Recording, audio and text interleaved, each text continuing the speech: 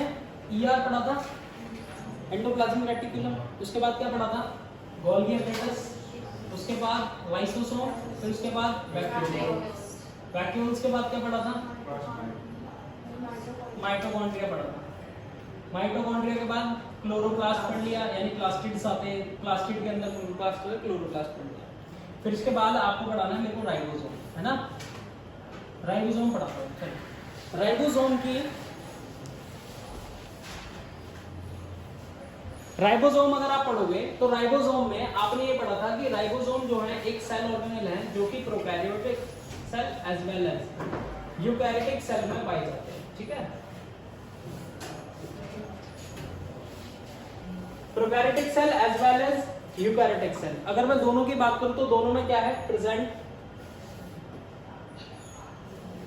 Ribosome present है, ribosome दोनों में है, लेकिन दोनों में जो टाइप है वो अलग अलग है। यहाँ पर टाइप कैसा है, प्रोकैरियोटिक सेल में, प्रोकैरियोटिक सेल जो होते हैं वहां पर आपको 70S राइबोसोम मिलता है, ठीक है। यूकैरियोटिक सेल जो होता है वहां क्या मिलता है, 80S राइबोसोम। अब कहानी ये थी कि 70S और 80S पर आकर हम रुक जाते थे कभी कभी, हमें ये नहीं पता कि 70S क्या है 80S क्या है, ठीक है बच्चों, ये नहीं पता। अब देखो 70S और 80S की अगर मैं बात करूं तो मुझे ये समझ में आता है कि अगर मान लो मैंने एक सेंट्रीफ्यूगेशन ट्यूब ली, मतलब एक ट्यूब ली और सेंट्रीफ्यूगेट किया मैंने, तो मास और उसकी डेंसिटी के बेसिस पर यहाँ पर मार्किंग है, यहाँ पर क्या है, मार्किंग है। अब जिस भी मार्किंग पर हमें वो ऑब्जर्व होगा, वो मार्किंग पर ऑब्जर्व होने की प्रोसेस में जहां भी मार्किंग आई है उस मार्किंग को हमने S नाम दे दिया, सेडिमेंटेशन कोफिशिएंट दे दिया। अगर मान लो एक राइबोसोम यहाँ पर आकर ऑब्जर्व हुआ, मुझे ये 70 मार्किंग थी तो मैंने इसको बोला 70S राइबोसोम, बात समझ में आई। अगर ये 80 पर आकर रुका तो मैंने इसको बोला 80S राइबोसोम, तो ये क्या हो गया, 80S राइबोसोम हो गया। क्लियर है ये बात। अब ये जो S है इसको हम बोलते हैं बच्चों सेडिमेंटेशन कोफिशिएंट, जिस पर वो सेडिमेंट हुआ है, जिस वैल्यू पर वो सेडिमेंट हुआ है वो सेडिमेंटेशन कोफिशिएंट है, तो सेडिमेंटेशन कोफिशिएंट कह दिया इसको, या इसको कह दिया स्वीडबर्ग कोफिशिएंट, ठीक है, कोफिशिएंट। बात समझ में आई। अब ऐसे और भी जितने ऑर्गेनेल्स हैं उनका भी कुछ ना कुछ कोफिशिएंट हो सकता है, जैसे अगर मैं बात करूं आरएनए है, आरएनए है, राइबोसोमल आरएनए, उसका भी अलग अलग क्या हो सकता है, सेंट्रीफ्यूगेशन का सेडिमेंटेशन कोफिशिएंट हो सकता है। तो मैंने कहा अगर प्रोकैरियोटिक सेल लेता हूं तो उसका राइबोसोम 70S है और इसका 80S है, ठीक है। दूसरी चीज मैं कहता हूं कि ये जो राइबोसोम है ये मेम्ब्रेन लेस ऑर्गेनेल होता है। मेम्ब्रेन लेस ऑर्गेनेल का मतलब है they do not have membrane, membrane नहीं होती राइबोसोम पर, कोई मेम्ब्रेन नहीं होती, मेम्ब्रेन लेस ऑर्गेनेल, पहला ऑर्गेनेल पढ़ा रहा हूं ऐसा मेम्ब्रेन लेस। फिर उसके बाद अगर मैं कहता हूं तो मेड अप ऑफ 2 सब यूनिट, मेड अप ऑफ 2 सब यूनिट, 2 सब यूनिट से मिलकर बना है। 2 सब यूनिट कौन सी होती हैं, देखो अगर मैं 70S राइबोसोम लूं तो 2 सब यूनिट अगर मैं देखता हूं तो स्मॉलर सब यूनिट एक होती है बच्चों 50S और एक होती है 30S। ये सब यूनिट है 50S और ये सब यूनिट कौन सी है, 30S, ठीक है। अब अगर मैं 80S की बात करता हूं तो 80S सब यूनिट कैसी हैं, एक है 60S एंड एक है 40S, ये सब यूनिट है और ये सब यूनिट है, क्लियर है। अब देखो मैंने ये कहा कि सेडिमेंटेशन कोफिशिएंट का इस चीज से तो कोई लेना देना नहीं है ना, कि मैं 60 और 40 ऐड कर दूं तो 100 होता है, 50 और 30 ऐड कर दूं तो 80 होता है। सर आपने तो 70 लिखा 80 लिखा, तो ये तो बेवकूफी वाला सवाल है। मैंने ये बोला कि ये सेडिमेंटेशन कोफिशिएंट है, इन वैल्यूज के मिलने से थोड़ी 70S या 80S वो बन रहा है राइबोसोम, इन यूनिट्स के मिलने से हो रहा है। बेसिकली जिस यूनिट का सेडिमेंटेशन कोफिशिएंट 60S है, एक वो वाली यूनिट मैंने ले ली, यानी लार्जर सब यूनिट बोलता हूं मैं इसको, ये लार्जर सब यूनिट हो गई। और फिर मैंने बोला ऐसी यूनिट जिसका सेडिमेंटेशन कोफिशिएंट कितना है 40S है बच्चों, वो स्मॉलर सब यूनिट हो गई, स्मॉलर सब यूनिट हो गई। और वो स्मॉलर सब यूनिट मैंने लगा दी ऐसे करके नीचे, मान लो बिल्कुल ऐसे। तो ये हो गई हमारे पास स्मॉलर सब यूनिट और ये हमारे पास कैसी हो गई, लार्जर सब यूनिट, ठीक है। इन दोनों यूनिट्स को जब अटैच हो जाती है दोनों यूनिट तो एक राइबोसोम बनाती है, उस राइबोसोम का नाम है ATS राइबोसोम। अब ऐसे ही सिमिलरली अगर मैं बोलता हूँ यहाँ पर एक लार्जर सब यूनिट है और एक स्मॉलर सब यूनिट है, और स्मॉलर सब यूनिट को मैंने बोला कि वो कैसी है 30s है बच्चों, ठीक है। तो दिस इज स्मॉलर सब यूनिट, और यहां पर ये कैसी है लार्जर सब यूनिट। ये कैसी होगी लार्जर सब यूनिट। ये कैसी है लार्जर सब यूनिट 50s, ये कैसी है 30s, ये कैसी है 60s, ये कैसी है 40s। ये राइबोसोम 80s है, ये राइबोसोम 70s है। देखो जरा कोई दिक्कत नहीं अभी तक। देखो इसको उतारो फटाफट से,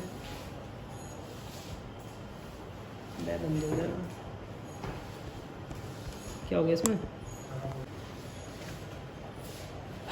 समझ में आ गया भाई। फंक्शन प्रोटीन सिंथेसिस का फंक्शन है, और फंक्शन में हम बोल सकते हैं कि ribosome are also called as factories of protein, यानी सिंथेसाइज करती हैं ये प्रोटीन। ये फ्रीली भी अकर हो सकती है, यानी it occurs freely in our cytoplasm, या फिर ये प्रेजेंट हो सकती है सरफेस ऑफ द ER पर, एंडोप्लाज्मिक रेटिकुलम के सरफेस पर। उसको हम रफ एंडोप्लाज्मिक रेटिकुलम कहते हैं बिकॉज उसका सरफेस कैसा होता है रफ अपीयरेंस का होता है राइबोसोम की प्रेजेंट होने से।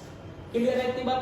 चलूं आगे। अब देखो मैंने कहा ये जितनी भी सब यूनिट्स हैं, जो सब यूनिट्स मैंने आपको पढ़ाई कि ये 50s है, ये 30s है, ये 60s है, इन सब यूनिट्स में हमारे पास जो स्ट्रक्चरल यूनिट्स होती हैं वो RNA होती हैं और क्या होती हैं प्रोटीन्स होती हैं।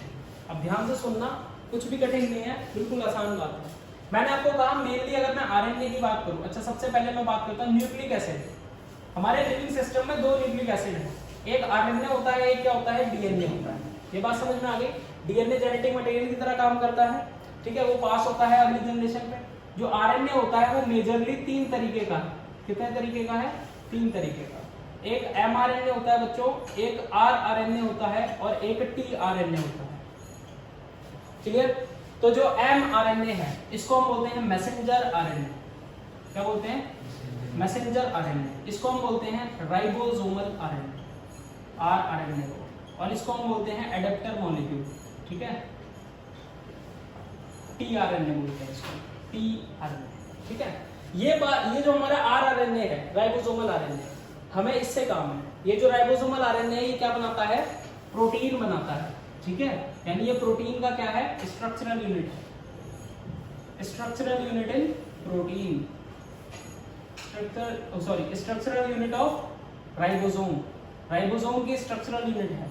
इसका मतलब अगर मैं कहता हूं कि ये राइबोसोम है और ये राइबोसोम कैसा है बच्चों 70s है। कैसा है 70s राइबोसोम। तो ये किससे बना है 50s और 30s। ये 30s सब यूनिट जो है वो किससे बनी होगी rRNA और प्रोटीन से।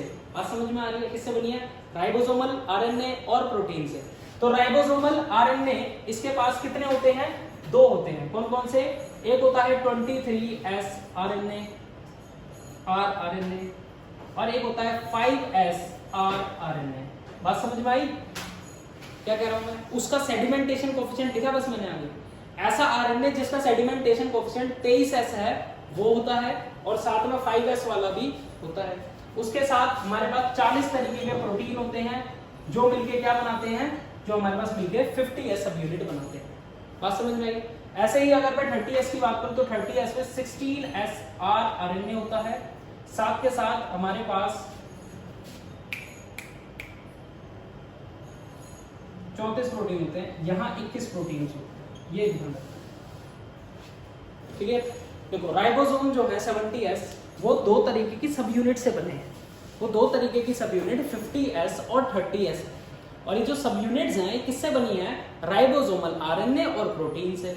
तो जो राइबोसोमल RNA है वो 2 तरीके के हैं। एक 23S है और एक 5S है और साथ में इसके 34 तरीके के प्रोटीन्स हैं।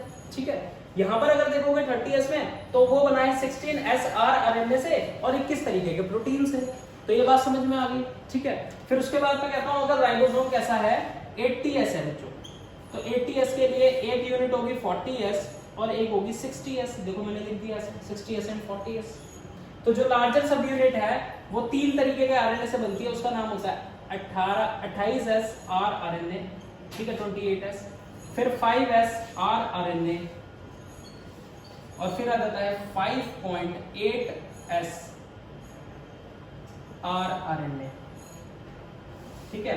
और साथ में कितने प्रोटीन्स बच्चों, 40 तरीके के प्रोटीन्स मिलते हैं।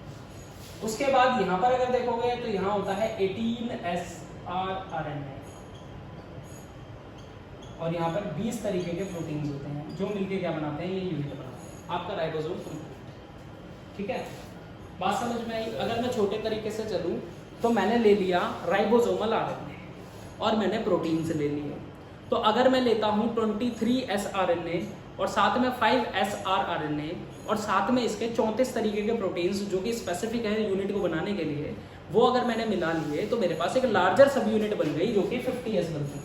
ऐसे ही छोटी सब यूनिट बनी होगी और दोनों जब अटैच हो जाते हैं तो क्या बन जाता है, एक पूरा राइबोसोम जो कि 70S। आता कि समझ?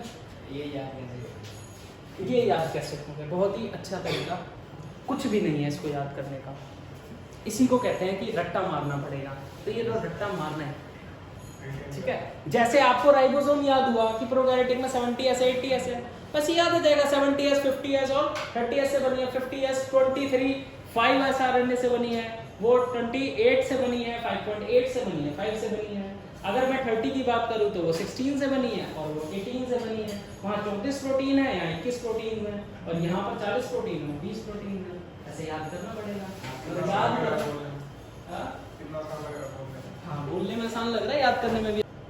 देखो अगर मैं साइटोस्केलेटन की बात करूं तो साइटोस्केलेटन मैंने आपको पहले भी पढ़ाया कि प्रोकैरियोटिक सेल्स में ये चीज़ नहीं मिलेगी, लेकिन यूकैरियोटिक सेल्स में ये चीज़ मिलेगी। साइटोस्केलेटन है क्या? साइटो मतलब होता है साइटोप्लाज्म, स्केलेटन मतलब होता है कोई भी ऐसी चीज़ जो फ्रेमवर्क प्रोवाइड कर रही हो किसी दूसरी चीज़ के लिए, यानी पूरे सेल को सपोर्ट करने का काम या मैकेनिकल स्ट्रेस से झेलने का काम कौन कराता है? ये साइटोस्केलेटन कराता है। इस साइटोस्केलेटन का मतलब होता है इसके पास छोटी छोटी फाइबर्स या फिर हम बोलते हैं प्रोटीन्स की फिलामेंट्स होती हैं। फाइबर्स या प्रोटीन फिलामेंट्स होती हैं जो सपोर्ट करेंगी, जो क्या करेंगी? सपोर्ट करेंगी और सेल को शेप देंगी, सेल को शेप प्रोवाइड करने में हेल्प करती है, ठीक है।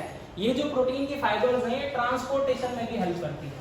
अगर मान लो कोई चीज एक जगह से दूसरी जगह जानी है within the cytoplasm, transportation within the cytoplasm, एक साइटोप्लाज्म के अंदर ही क्या होना है, किसी मॉलिक्यूल को एक जगह से दूसरी जगह जाना है, तो वो भी कौन करा रहा है? साथ के साथ ये प्रोटीन फिलामेंट्स ही करा रहे हैं। कैसे भाई?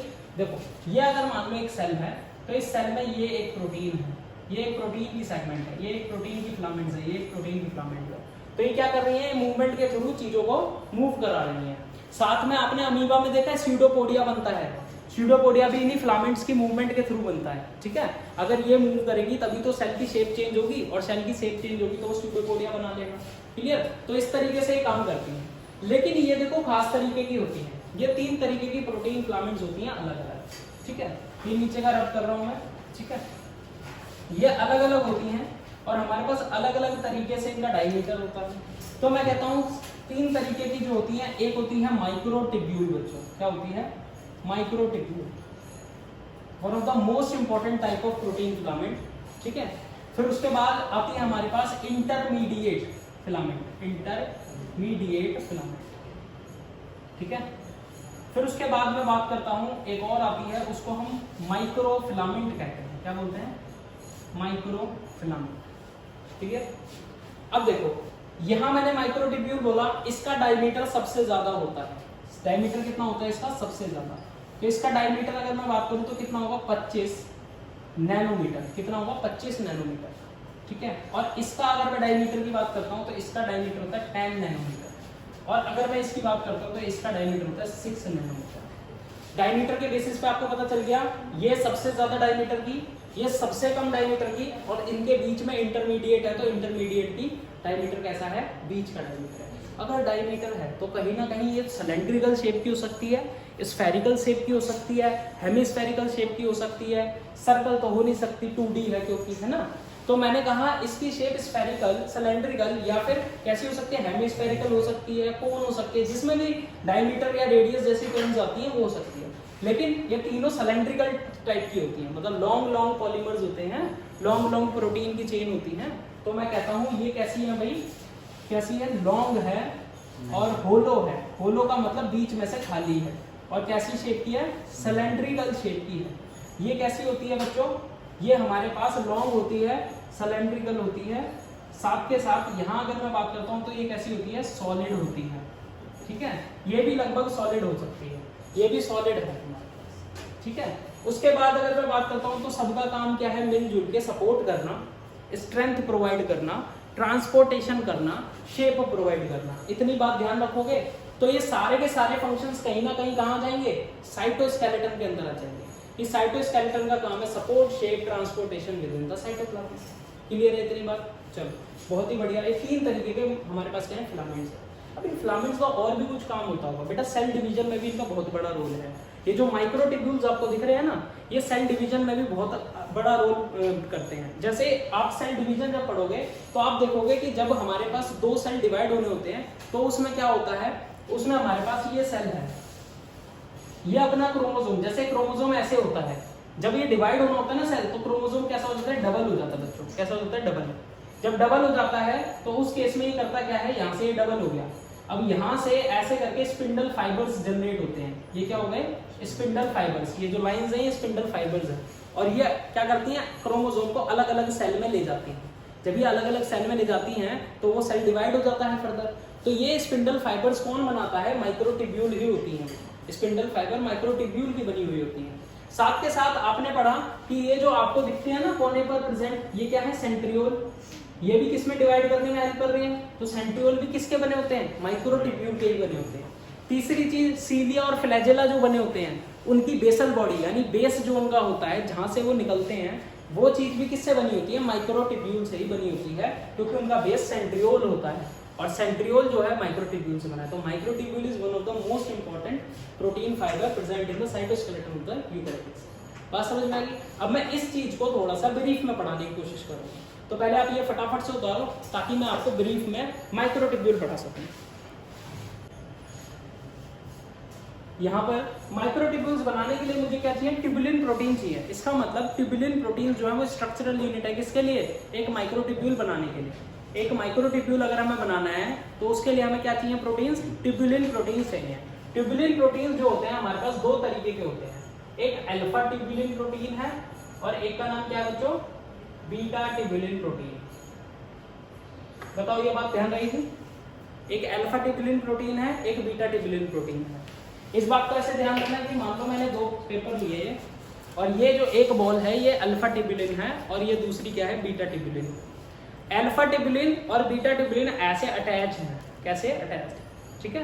फिर उसके बाद अल्फा जुड़ा, बीटा जुड़ा, फिर उसके बाद फिर दोबारा से यहाँ पर अल्फा जुड़ा और फिर क्या जुड़ा, बीटा जुड़ा, फिर उसके बाद अल्फा जुड़ा, फिर बीटा जुड़ा, अल्फा जुड़ा, बीटा जुड़ा। तो alpha beta alpha beta alpha beta alpha beta करके एक लॉन्ग पॉलीमर बन गई लॉन्ग पॉलीमर, ठीक है। एक लॉन्ग पॉलीमर मिली तो मेरे को ऐसे दिखाई दे रही है, मान लो ऐसे अल्फा है, इसके पीछे बीटा है, इसके पीछे फिर अल्फा है, इसके पीछे फिर बीटा है। बात समझ में आई? ऐसे करके एक लॉन्ग चेन मिल गई, लॉन्ग चेन मिल गई। अब ऐसी ही लॉन्ग चेन एक और है जो इसके बगल में प्रेजेंट है, मतलब एक लाइन ऐसे चल गई और एक लाइन इसी के बगल में ऐसे चल गई, फिर एक लाइन ऐसे चली, फिर एक लाइन ऐसे चली, फिर एक लाइन और चली, फिर एक लाइन और आई, फिर एक लाइन और आई, ऐसे करके कितनी लाइंस आई, 13 लाइंस आई। इसका मतलब एक लाइन देखो ऐसे जा रही है, ये चली गई alpha beta alpha beta alpha beta alpha beta, ऐसे लिख देता हूं alpha beta alpha beta alpha beta alpha beta alpha beta, ठीक है। फिर इसके साथ बगल में एक और लाइन आई, उसका नाम भी कैसा हो गया, alpha beta alpha beta alpha beta alpha beta and देखो ऐसे करके मैंने कहा कि एक ऐसे बन गया। देखो मान लो एक ऐसे बड़ा सा मैंने बोला कि मेरे पास एक ऐसे करके एक फिलामेंट बना जिसमें शुरू में यहाँ पर अल्फा है, इसके पीछे beta beta beta, alpha beta alpha beta alpha beta, फिर यहाँ पर एक alpha beta alpha beta alpha beta alpha beta एक लॉन्ग, फिर एक अल्फा बीटा वाली, ऐसे करके 13। जैसे ये पहली गई, ये दूसरी गई, ये तीसरा गया, यहाँ चौथा जाएगा, यहाँ पांचवा जाएगा, छठा जाएगा, सातवां जाएगा, आठवां जाएगा, नौवां जाएगा, 10वां जाएगा, 11वां, 12वां और एंड में 13वां। बात समझ में आई? एक चौथी गई, पांचवी गई, छठी गई, सातवीं गई, आठवीं गई, नौवीं गई, 10वीं गई, 11वीं, 12वीं एंड बात समझ में आई? तो ऐसे करके मैंने बोला कि अब इसको ऐसे इमेजिन कर लो कि मेरे पास ये देखो 3 मात्रा मैंने ले लिए बच्चों, alpha beta alpha beta alpha beta जुड़ के ये बना दिया, फिर alpha beta alpha beta alpha beta जुड़ के दूसरा फिलामेंट बना दिया, अल्फा बीटा जुड़ के ये तीसरा फिलामेंट बना दिया। और ऐसे करके जब ये गोल घूमा, ठीक है, ऐसे करके जब ये गोल घूमा, कितनी यूनिट्स घूमी इसकी भाई? 13 यूनिट्स। जब 13 यूनिट्स ऐसे घूमी तो मेरे पास क्या मिल गया? मेरे पास एक माइक्रोट्यूब्यूल बन गया। क्या बन गया? ये एक माइक्रोट्यूब्यूल, ठीक है, ये एक माइक्रोट्यूब्यूल है। अब इस माइक्रोट्यूब्यूल का डायमीटर कितना है बच्चों? देखो, यानी कि यहां से लेके यहां तक का हिस्सा है ना, कितना है? 25 नैनोमीटर। 25 नैनोमीटर है। इसका मतलब ये जो अल्फा और अल्फा दोनों साइड लगे हुए हैं, ये 5 का है, 5 नैनोमीटर, और ये भी 5 नैनोमीटर है। तो बचा हुआ बीच का कितना है? 15 नैनोमीटर। तो मैं कहता हूं यहां पर अल्फा था, यहां पर अल्फा था, और ऐसे करके ये सर्कल बना रहा था, ऐसे करके ये सर्कल बना रहा था, है ना, ऐसे करके ये सर्कल बना रहा है। तो ये 5 है और ये 5 है, तो ये बीच का बचा हुआ कितना है? 15 है, और टोटल कितना है बच्चों? 25 है। अगली बात समझ। तो ये एक माइक्रोट्यूब्यूल है, बात समझ में आई? एक माइक्रोट्यूब्यूल बन गया, ये रहा एक microtubule, made up of tubulin protein, alpha tubulin और बीटा ट्यूबुलिन। अल्फा और बीटा का जो ये बना, ये एक फिलामेंट, इसको हम बोलते हैं हेट्रोडाइमर से बना है। किससे बना है? हेट्रोडाइमर। हेट्रोडाइमर का मतलब अल्फा जुड़ा, बीटा जुड़ा, मतलब 2 तरीके के डाइमर बने, मतलब एक डाइमर बना जिसमें 2 तरीके के प्रोटीन है, और एक अल्फा है एक बीटा है, दोनों अलग अलग है, तो मैंने हेट्रोडाइमर बोला इसको। डाइमर मतलब 2 चीजों से बनी हुई चीज, और डाइमर कैसे बना है? अल्फा और बीटा से बना है, तो हेट्रोडाइमर है। हेट्रोडाइमर की चेन जो बनती है वो 13 बार अरेंज हो जाती है, और 13 बार अरेंज होने के बाद एक क्या बनाती है? माइक्रोट्यूब्यूल बनाती है। बताओ ये बात समझ में आई कि नहीं? माइक्रोट्यूब्यूल बन गया। अब ये जो माइक्रोट्यूब्यूल है, ये माइक्रोट्यूब्यूल आपस में अरेंज होते हैं, और आपस में अरेंज होने के बाद क्या बनाते हैं? सेंट्रियोल बनाते हैं। क्या बनाते हैं? सेंट्रियोल। फिलहाल माइक्रोट्यूब्यूल समझ में आ गया क्या है माइक्रोट्यूब्यूल? ये तो मैं कहता हूं इसका फंक्शन क्या होगा? माइक्रोट्यूब्यूल का फंक्शन लिख लो। फंक्शन हो सकते हैं, एक तो फॉर्मेशन ऑफ सेंट्रियोल, सेंट्रियोल बनाए गए, ठीक है। सेंट्रियोल क्या होता है बच्चों? सेंट्रियोल एक सेल ऑर्गेनेल है, सेल ऑर्गेनेल है। जैसे आपने राइबोसोम पढ़ा, ईआर पढ़ा, माइटोकॉन्ड्रिया पढ़ा, सेल ऑर्गेनेल है ना, कुछ ना कुछ स्पेसिफिक फंक्शन है। तो सेंट्रियोल भी एक सेल ऑर्गेनेल है जिसका कुछ ना कुछ फंक्शन है, ठीक है। फॉर्मेशन ऑफ सेंट्रियोल, साथ में ये फॉर्मेशन करता है किसकी? अभी बताया था मैंने, सीलिया और फ्लैजेला की भी यही करता है, सीलिया एंड फ्लैजेला भी यही बनाता है। साथ में मैं कहता हूं ये करता है formation of spindle fibre. Spindle fibres क्या है? सेल डिवीजन में जो हेल्प करते हैं स्पिंडल फाइबर्स। क्लियर? माइक्रोट्यूब्यूल, ठीक है, माइक्रोट्यूब्यूल क्लियर है बिल्कुल। 25 नैनोमीटर अल्फा बीटा से मिलकर बना है, ट्यूबुलिन प्रोटीन्स कहते हैं। सिंपल, पहले ये उतारो, अब पढ़ेंगे सेंट्रियोल क्या है। तो अगला जो हमारे पास सेल ऑर्गेनेल है उसका नाम है सेंट्रियोल। क्या नाम है उसका? सेंट्रियोल। सेंट्रियोल के साथ ही मैं सेंट्रोजोम पढ़ा दूंगा, सेंट्रियोल एंड सेंट्रोजोम।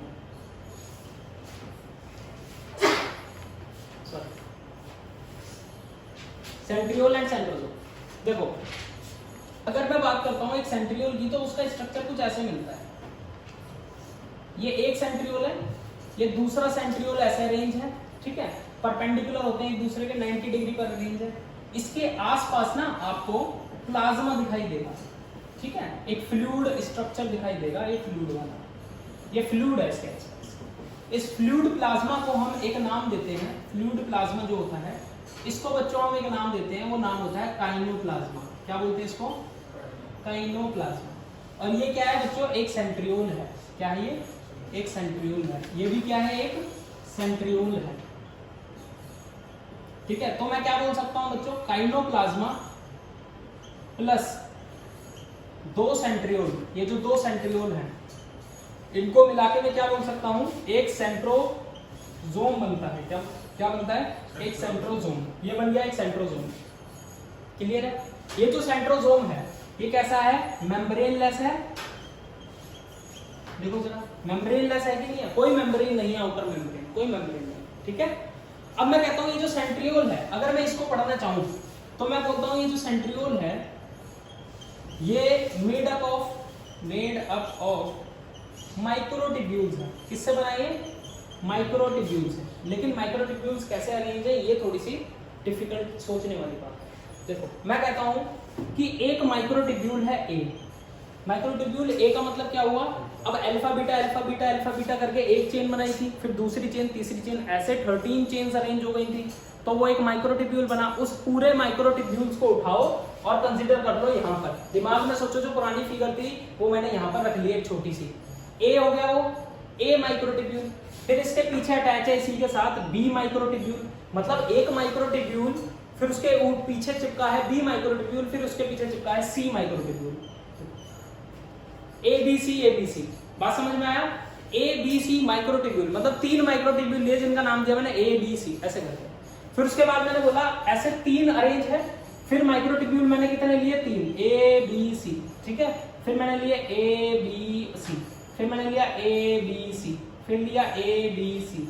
तो मैंने ऐसे कितने ट्रिपलेट्स लिए? ट्रिपलेट हो गए ना माइक्रोट्यूब्यूल के, तो मैं क्या बोल सकता हूँ इन्हें? Triplet of microtubule. माइक्रोट्यूब्यूल के ट्रिपलेट है। कितने हैं? ये पहला होगा, ये दूसरा होगा, तीसरा होगा, चौथा होगा, पांचवा होगा, एक छठा होगा, एक सातवां होगा, एक आठवां होगा, एक नौवां होगा। ये 9 हो गए। ऐसे देखो ये भी एबीसी है, ABC ABC ABC ABC ABC. देखो अब इमेजिन करके देखो एक बार, एक माइक्रोट्यूब्यूल का स्ट्रक्चर आपने सर जो 25 नैनोमीटर का बताया था वो मैंने ए मान लिया, ये रहा ए। फिर ऐसा ही माइक्रोट्यूब्यूल बी मान लिया, वो उसके पीछे चिपका है, फिर उसके साथ चिपका है सी। तो यानी 3 ट्रिपलेट बने एक माइक्रोट्यूब्यूल से। क्या बना? ये ट्रिपलेट बना 3 माइक्रोट्यूब्यूल से। तो मैंने बोला ट्रिपलेट ऑफ माइक्रोट्यूब्यूल। फिर ऐसे 9 माइक्रोट्यूब्यूल के ट्रिपलेट बने, 9, ठीक है। अब मान लो ये एक ट्रिपलेट है, जैसे देखो ए एक माइक्रोफिलामेंट ये रहा, दूसरा माइक्रोट्यूब्यूल ये रहा, माइक्रोट्यूब्यूल ये रहा, तीसरा एबीसी नाम दे दिया। ये ऐसे अरेंज है एक, फिर दूसरा ऐसे अरेंज है, तीसरा ऐसे अरेंज है, चौथा ऐसे, पांचवा ऐसे, छठा ऐसे, सातवां ऐसे, ऐसे क्या बना लिया? एक सर्कल बना लिया। बात समझ में आई? चल अगर ऐसे इन्होंने बना लिया तो एक तरीके से एक स्फेरिकल, एक सिलेंड्रिकल शेप बन गई यहाँ पर, ठीक है। उसका बेस जो है वो ऐसे दिखाई दे रहा है। अब देखो ये जो सर्कल बना पूरा का पूरा, यहाँ मैंने बोला triplets are arrange in fashion which is called as 9+0 arrangement. क्या बोलते हैं इसको हम? 9+0 अरेंजमेंट।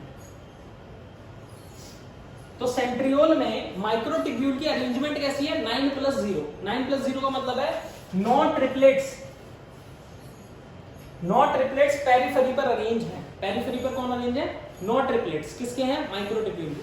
लेकिन अगर सेंटर में बात करूं तो सेंटर में कोई भी मेरे पास माइक्रोट्यूब्यूल नहीं है।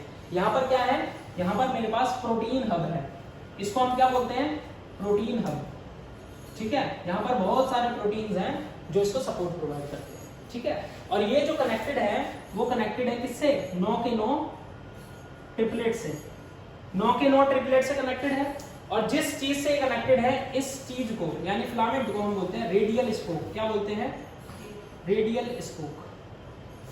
अब ये बच्चों क्या बनाया है मैंने? ये मैंने ट्रांसफर सेक्शन बनाया है इसका। अगर मैं सेंट्रियोल को यहां से कट कर लूं, ऐसे कट कर लूं तो उसका सरफेस मेरे को कैसे दिखाई देगा? ऐसा दिखाई देगा। कैसे दिखाई देगा सेंट्रियोल का सरफेस? ऐसा। तो अब मेरे को बताओ, माइक्रोट्यूब्यूल बनाना सीख गए अल्फा और बीटा से। माइक्रोट्यूब्यूल से सेंट्रियोल बना है, और सेंट्रियोल कैसे बना है? ऐसे बना है।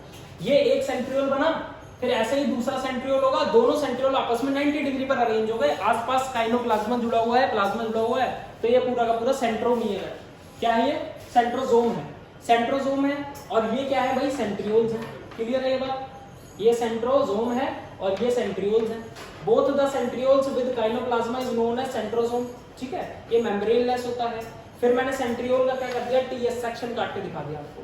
9 ट्रिपलेट्स अरेंज है माइक्रोट्यूब्यूल के इन अ फैशन आउटवर्ड या फिर पेरिफेरी, और बीच में रेडियल स्पोक के साथ अटैच है हमारे पास प्रोटीन हब, जिसको हब ऑफ प्रोटीन्स भी कहते हैं।